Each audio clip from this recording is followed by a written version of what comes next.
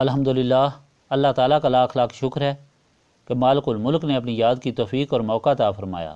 لاکھوں اور کروڑوں درود حضرت محمد مصطفیٰ صلی اللہ علیہ وآلہ وسلم پر، جن کے طفیل مالک الملک نے یہ مہربانی عطا فرمائی۔ سامعین کرام، اللہ تعالیٰ نے قرآن پاک میں ارشاد فرمایا، اعوذ باللہ من الشیطان الرجیم، بسم اللہ الرحمن الرحیم۔ اور آئے آل فرعون کے پاس ڈرانے والے، انہوں نے جھٹلایا ہماری ساری آیتوں کو، پھر ہم نے ان کو پکڑ لیا جیسے کوئی زبردست قوت والا پکڑتا ہے۔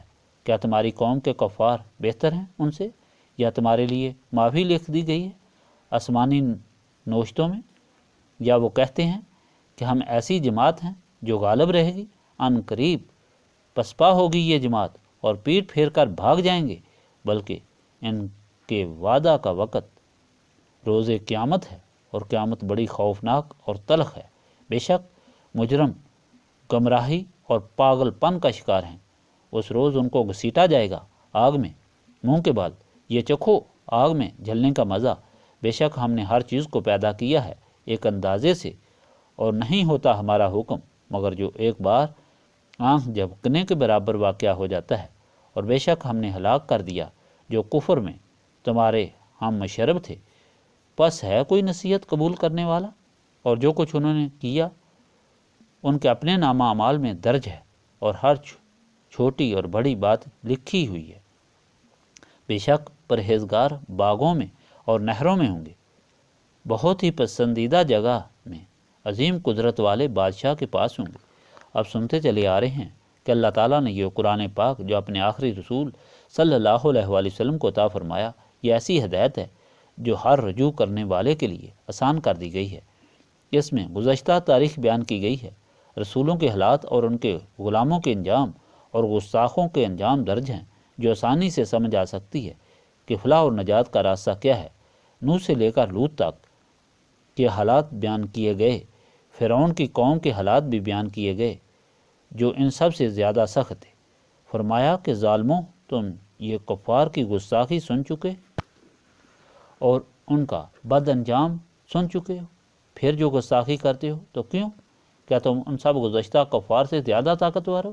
کیا تم کو ایسی تحریر دی گئی ہے کہ تمہارا انجام اچھا ہوگا؟ ہرگز نہیں، یہ تمہاری حماقت ہے۔ اللہ تعالیٰ نے صاف فرما دیا کہ فیصلہ کا دن مقرر ہے جو بہت سخت دن ہوگا۔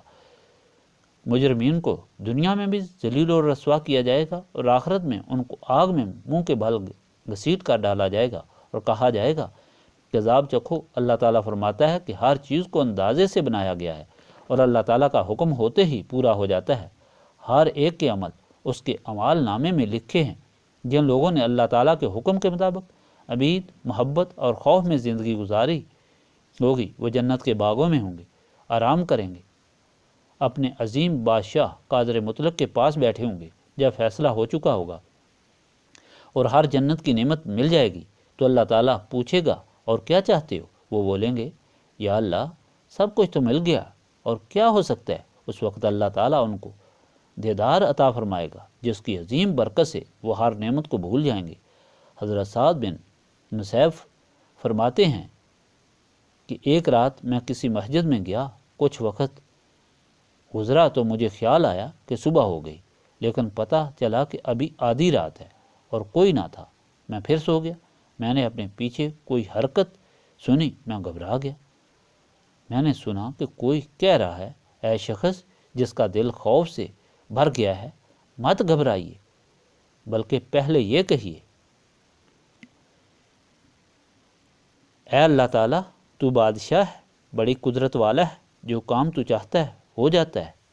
یہ کہنے کے بعد جو تیرے جی میں آئے وہ مانگ، اب اس کے بعد جو بھی میں مانگتا ہوں وہ مجھے عطا ہوتا ہے۔ یعنی دل سے اللہ تعالیٰ کی بادشاہت کو تسلیم کرنے والا جب اس کی بارگاہ میں سوالی بنتا ہے تو اس کا دامن کبھی خالی نہیں رہتا، لیکن دل سے حقیقی بادشاہ وہی تسلیم کرتا ہے جس کا دل وسوسوں سے پاک ہو، اور یہ پاکی نصف رسولی صلی اللہ علیہ وآلہ وسلم کی روشنی سے حاصل ہوتی ہے، اور اسی دولت عظمیٰ کے سوالی بن کر ہم اللہ تعالیٰ کی بارگاہ میں فریادی ہیں۔